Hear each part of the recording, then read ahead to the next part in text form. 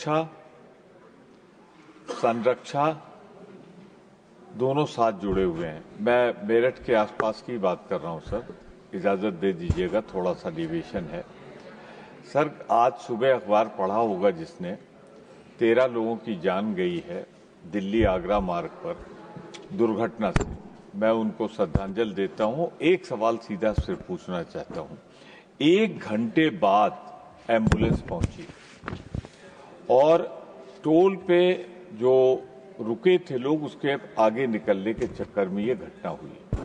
तो क्या माननीय मंत्री जी ये निर्देश देंगे कि जहां पे दुर्घटना, पहली बात तो होना, और अगर दुर्घटना हो तो उससे जल्दी से जल्दी उनको सहायता पहुंच सके, इसके बारे में कोई नीति, कोई प्रयास, कोई कदम उठाएंगे?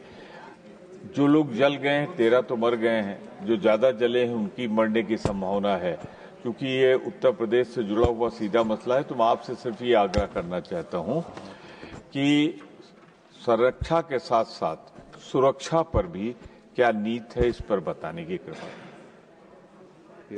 अध्यक्ष महोदय, सम्मान्य सदस्य ने जो बात रखी है वो बहुत महत्वपूर्ण है और जो भावना उन्होंने व्यक्त की उसके साथ भी मैं सहमत हूँ। ये घटना यमुना एक्सप्रेस हाईवे पर हुई है, वो उत्तर प्रदेश सरकार का है, पर मैं ये नहीं कहूँगा।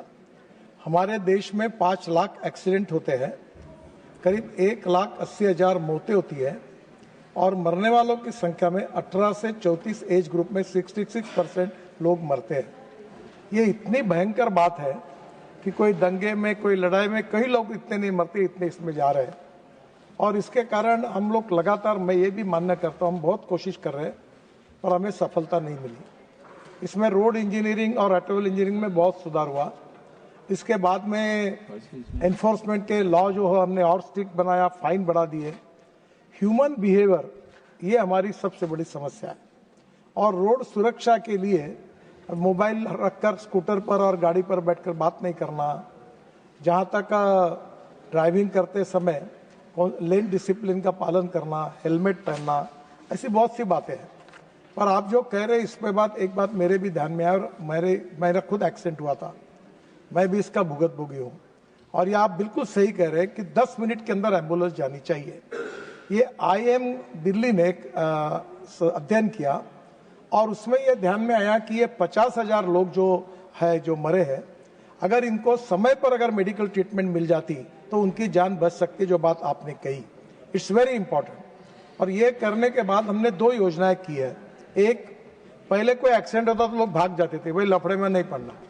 तो अब जो भी उसको लेकर हॉस्पिटल पहुंचाएगा उस व्यक्ति को हम राहवीर डिक्लेयर करेंगे और उसको 25,000 रुपए का अवार्ड देंगे। दूसरी बात, वो जो भी हॉस्पिटल में लेके जाएंगे उसको मिनिमम 7 दिन का खर्चा 1.5 लाख रुपए और 7 दिन का जो खर्चा होगा वो जो आएगा वो हम उसको तुरंत NHI के इसमें से हमने उनका इंश्योरेंस करके देने वाले। और तीसरी बात आप जो कह रहे हैं, ये मेरे ध्यान में आई है कि एम्बुलेंस नहीं पहुंचती, पर जो राज्य सरकार की 118, 112 ऐसे अलग अलग नंबर रखते हैं, तो अभी हमने उनको कहा 1 नंबर रखेंगे।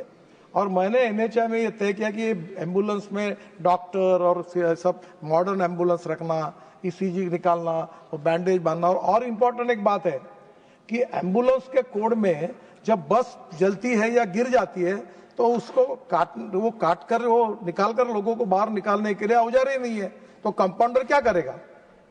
कोई उसको ऑक्सीजन सिलेंडर से क्या करेगा? तो अभी एक स्पेशल टूल्स तैयार करके वो भी एम्बुलेंस में रख रहे हैं।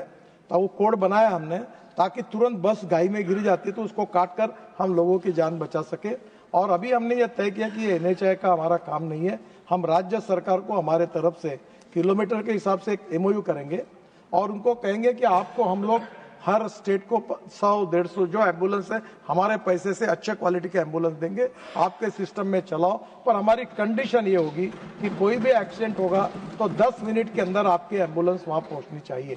तो निश्चित रूप से संवेदनशीलता के रूप से आपने जो बात रखी है उसके ऊपर हम जरूर काम करेंगे।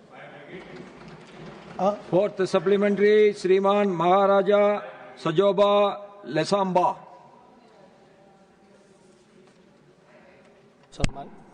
Sir, my supplementary questions pertains to Manipur, sir.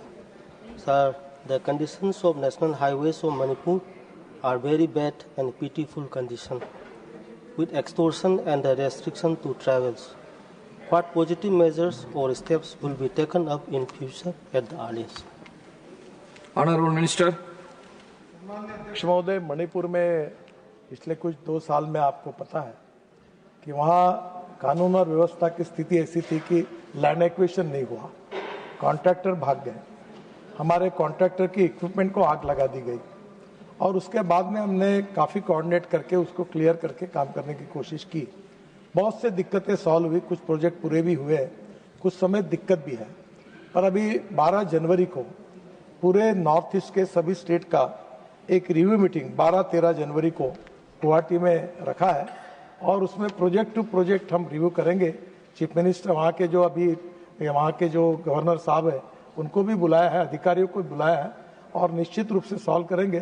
पर मैं आपसे एक अनुरोध करता हूँ कि पार्लियामेंट में मेरा क्वेश्चन आवर खत्म होने के बाद मेरे ऑफिस में सभी अधिकारी रहते हैं दोनों दिन, तो आप आज भी है, आप खुद आकर एक पत्र भी दीजिए, अधिकारियों के सामने आपकी बात कराकर जहाँ ज्यादा दिक्कत होगी वो प्रश्न आज के आज सुलझाने का मैं प्रयास करूंगा।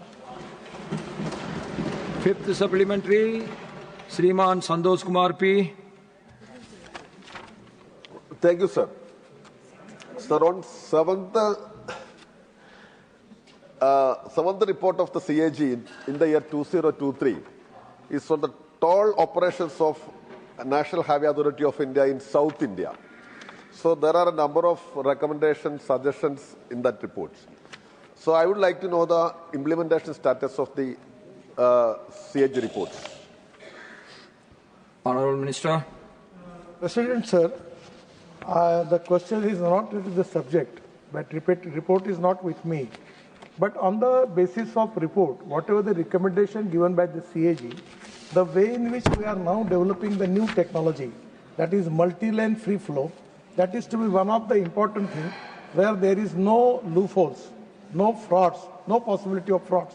And that is the reason the system is totally digitalized, connecting to the satellite, direct transaction to the bank, and that's the reason now whatever the recommendation given by the CAG, by adopting this new solution, I feel that there will be no problem. Now, question number 185, Sri Neeraj Dangi. Sir, question number 185. Honorable Minister. First supplementary, Sri Neeraj Dangi जी। बहुत बहुत धन्यवाद सभापति महोदय। मेरे sir मूल प्रश्न में मैंने पूछा था कि लघु सूक्ष्म और मध्यम उद्योगों में एमएसएमई में अप्रेंटिसशिप के अवसरों को बढ़ाने के लिए सरकार क्या कोई विशेष नीति ला रही है, उस पर कोई जवाब नहीं आया। मेरे मूल प्रश्न में संतोषजनक जवाब नहीं है, उसमें कहीं भी किसी नीति का उल्लेख नहीं किया गया है। तो सरकार सिर्फ आश्वासनों पर केंद्रित है और नीतियों के क्रियान्वयन को लेकर के पूरी तरीके से विफल है। बहरहाल माननीय सभापति महोदय, मैं आपके माध्यम से मंत्री महोदय से जानना चाहूंगा कि क्या सरकार के संज्ञान में है कि प्रशिक्षण पूर्ण करने के बाद भी अधिकांश प्रशिक्षुओं को रोजगार नहीं मिल पा रहा है, तो क्या निजी उद्योगों द्वारा अप्रेंटिसशिप दायित्वों का पालन न करने की स्थिति में उनके विरुद्ध कोई दंडात्मक प्रावधान किए गए हैं? यदि नहीं तो उसके क्या कारण हैं?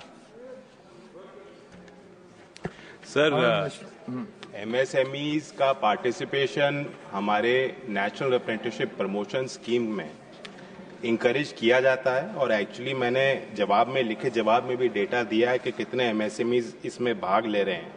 लगभग जो 106 एमएसएमई क्लस्टर्स जो देश भर में आइडेंटिफाइड हैं, वहाँ विशेष तौर पे हम एक अभियान चला रहे हैं कि